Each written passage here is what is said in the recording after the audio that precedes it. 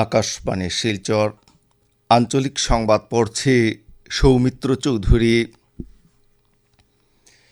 কেন্দ্রীয় মাধ্যমিক শিক্ষা পরিষদ সিবিএসই আগামী 1 ডিসেম্বরের পরিবর্তে আগামী 15 ডিসেম্বর থেকে সি-টেট পরীক্ষা অনুষ্ঠিত করার কথা ঘোষণা করেছে।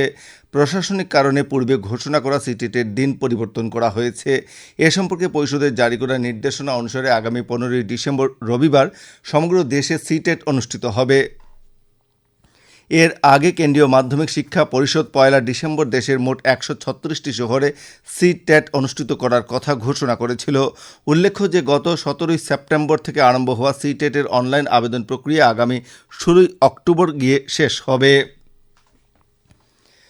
আসাম বিধানসভার পাবলিক অ্যাকাউন্টস কমিটির এক প্রতিনিধি দল হাইলাকান্দি জেলার বিভিন্ন উন্নয়নমূলক প্রকল্পের কাজ পরিদর্শনে আগামীকাল হাইলাকান্দি জেলা সফরে আসছেন।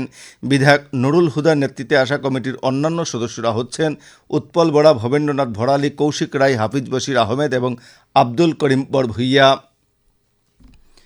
আম আদমি পার্টির আসাম রাজ্য কমিটি রাজ্যের আসন্ন গ্রাম পঞ্চায়েত নির্বাচনে অন্য কোনো দলের সঙ্গে মিত্রতা করবে না বলে দলের নবনিযুক্ত রাজ্য সভাপতি মনোজ ধানোয়ার গতকাল গুয়াহাটিতে সাংবাদিকদের জানিয়েছেন। দলের রাজ্য সভাপতি শ্রী ধানোয়ার আরও জানান যে দল আসামে সরকার গঠন করতে সমর্থ হলে সরকারি শিক্ষাক্ষেত্রের উন্নয়নের জন্য দিল্লি ও পাঞ্জাব সরকারে গ্রহণ করা অনুরূপ ব্যবস্থা গ্রহণ করবে। আসাম পুলিশ প্রশাসনের পক্ষ থেকে এক বিজ্ঞপ্তিতে জানানো হয়েছে যে state level police recruitment board পরিচালিত আসাম পুলিশ অ্যাডমিট কার্ড 2024 আজ থেকে প্রদান করা হবে। সরকারি বিজ্ঞপ্তি অনুযায়ী পুলিশ কনস্টেবল পদের জন্য ফিজিক্যাল স্ট্যান্ডার্ড টেস্ট পিএসটি এবং ফিজিক্যাল এফিসিয়েন্সি টেস্ট প্যাট আগামী 3রা অক্টোবর অনুষ্ঠিত হবে।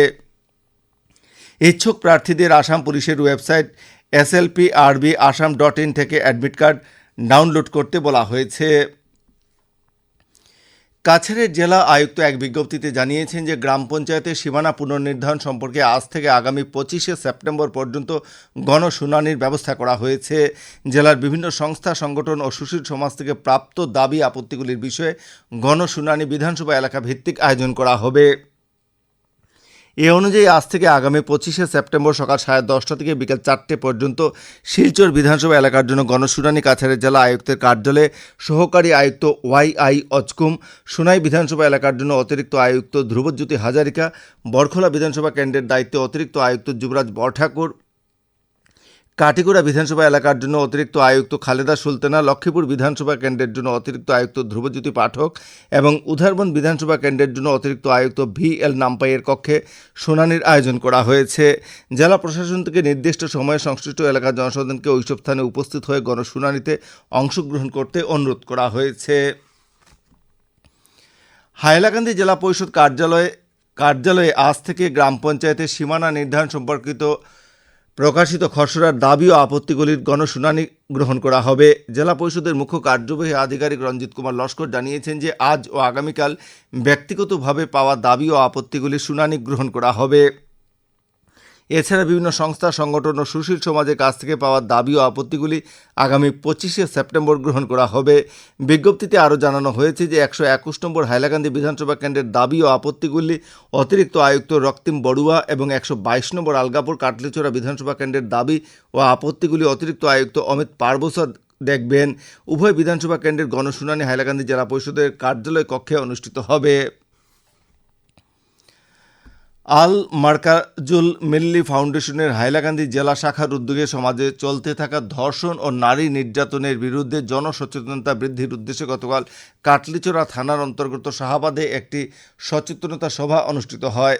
ফাউন্ডেশনের সভাপতি মৌলানা হুসেন আহমেদ বড়ভুইয়ার পৌরোহিত্যে আয়োজিত সচেতনতা সভায় শিলচর মেডিকেল কলেজ ও হাসপাতালের প্রাক্তন অধ্যক্ষ doctor SK Nandi Purkayastha, SS কলেজের অধ্যক্ষ হিলাল উদ্দিন লস্কর, অতিরিক্ত আয়ুক্ত রক্তিম বড়ুয়া প্রমুখ বক্তব্য রাখেন। Lions club of Silchar valley view এবং শিলচরের প্রভাবতী দেবী চ্যারিটেবল ট্রাস্টের যৌথ উদ্যোগে গতকাল মাসিমপুরের টি-লাইন প্রাথমিক বিদ্যালয়ে বিনামূল্যে চক্ষু পরীক্ষা শিবির অনুষ্ঠিত হয়। শিবিরে মোট 113 জন রোগীর চোখ পরীক্ষা করে 27 জনের চোখের ছানি শনাক্ত করা হয়েছে। আকাশবাণী শিলচর কেন্দ্রের আঞ্চলিক সংবাদ এখন থেকে আমাদের ইউটিউব চ্যানেল AIR নিউজ শিলচরের মাধ্যমে শোনা যাচ্ছে। এছাড়া আমাদের Facebook page all India radio news শিলচরের মাধ্যমেও এই সংবাদ শোনা যাচ্ছে।